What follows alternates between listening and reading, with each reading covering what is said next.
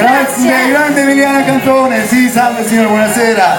Grazie, dolcissima come sempre. È stato un piacere. Ci vediamo presto in radio. Io volevo salutare Elisa, stai piangendo da sé. Lacrime di gioia, ormai piange, lei l'ha detto già dall'inizio. Io quando vengo piango, non grido ma piango. No, però volevo fare un saluto affettuoso loro che sono dei fan sfegatati che mi vengono a trovare sempre. Quindi grazie a tutti, grazie a tutto lo staff di Radio Orion. Sì, una foto anche con il nostro editore, ok, signor Pasquale.